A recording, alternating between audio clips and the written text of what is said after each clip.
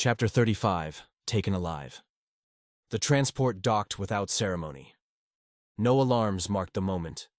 No shudder ran through the hull dramatic enough to announce what came next. Just a subtle settling beneath their feet, like the ship had finally decided where it belonged. Everlyn felt it immediately. Gravity corrected. Air pressure equalized.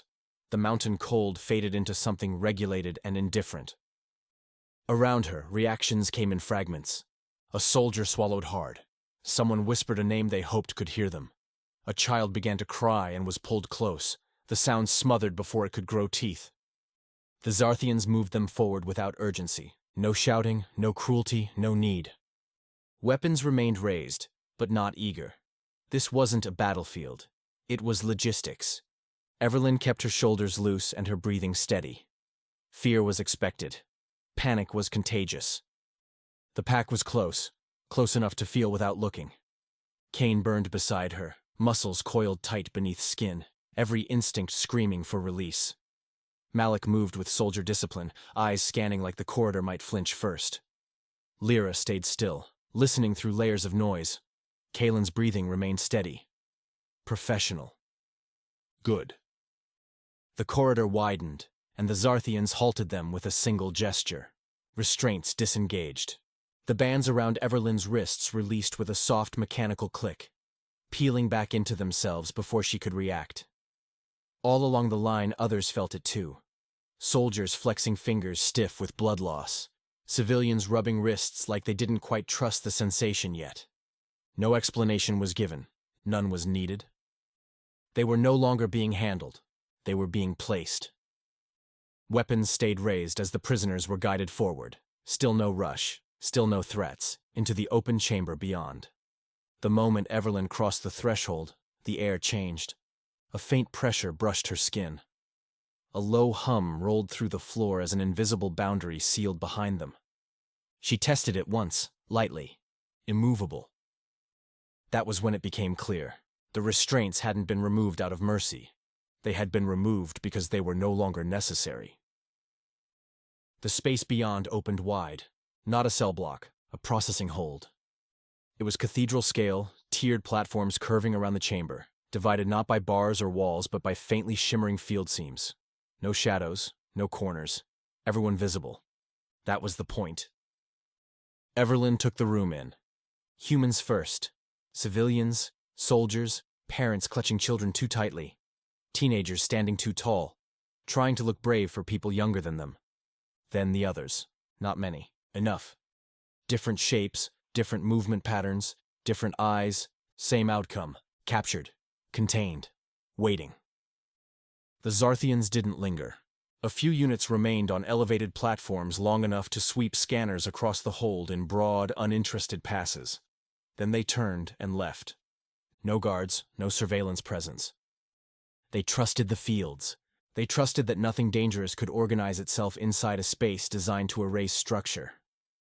Everlyn watched them go, and felt the shift. Privacy, not safety. Privacy. The first man broke loudly. He surged forward, begging. About his wife, his child, his home.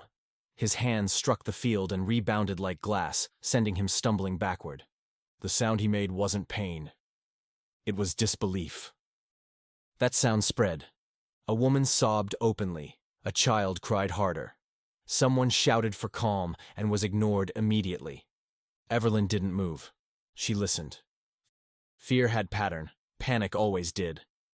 Parents formed instinctive circles. Soldiers clustered without orders. Other species withdrew inward, conserving energy. The pack held, barely. Kane shifted once, then froze. Lyra's head turned. Malik's hand twitched. Something had changed. Everlyn followed their attention. In the adjacent section, one of the non-human prisoners had risen. Tall. Alien. Limbs bending at unfamiliar angles. Skin marked with faint, functional patterning. Nothing about it was wolf-like. And yet, when it moved, something in the pack reacted instantly. Not recognition. Instinct. A subtle scent threaded through the hold. Wrong, old, charged with something Everlyn felt without understanding. The being's gaze swept the room once. then locked onto her, and it began to walk forward. Not fast, not aggressive, certain. Civilians recoiled. Someone gasped. A child hid their face. Kane stepped forward immediately. Don't. The being adjusted course slightly. Kane moved again, placing himself fully between it and Everlyn. Malik started to rise. The alien finally looked at Kane. Not angry, impatient. The correction happened in one clean movement. A step, a turn, a precise grip. Kane's wrist locked. His shoulder twisted just enough to steal leverage without tearing muscle. He grunted, instinct surging, but the hold didn't break. Not strength, experience. The alien leaned in, voice low. "Shut the fuck up," it said, the translation rough but clear, "and get out of my way." Statement, not threat. The grip released. Kane staggered back, breathing hard, pride bruised more than flesh. Malik froze mid-motion, reassessing everything. The alien stepped past them, stopped in front of Everlyn. For a long moment, it simply looked at her. Then it lowered its head. Not a bow. A brief, deliberate exposure of the throat. Respect. The room didn't understand it, but it felt it. Everlyn didn't respond. Hierarchy here would get people killed. The alien spoke softly. "Alpha." Kane's head snapped up. Malik's jaw tightened. The word didn't belong here. The alien continued, translation lagging just enough to make the pause heavy. "Kelruun, from the Krith. We heard your call. We just didn't expect to be taken straight to you." Everlyn understood instantly. They hadn't come. They had already been here. Prisoners. Survivors. The last remnants of a species the Xarthians believed erased. Everlyn spoke quietly, only for them. "Don't.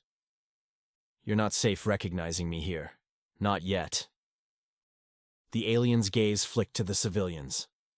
Understanding passed. The words still hung in the air. "Alpha." No one reacted immediately. That was the danger. Kane stood rigid, anger and confusion colliding without direction. Malik searched for a threat that didn't yet have a shape. Civilians felt the shift without understanding it, the way animals do. The alien remained where it was, waiting. Everlyn saw exactly where this could go. Not violence, panic, questions. People choosing sides in a place where sides would get them killed. She didn't allow it to begin. She didn't raise her voice. She didn't step forward. She didn't acknowledge the title. She spoke once. Enough. Kane stopped breathing for a second, then let it out slowly. Malik's shoulders eased by a fraction. The alien inclined its head, not in reverence, but in understanding. The hold settled in small, uneven ways. People looked away. Others pretended not to watch. No one spoke. Beyond the containment fields, the ship continued on its course. To the Xarthians, this was routine. Prisoners processed, restraints removed, security fields engaged. Nothing here required attention. Everlyn lifted her head and looked across the hold once more. Free hands, no exits. Too many lives in one place.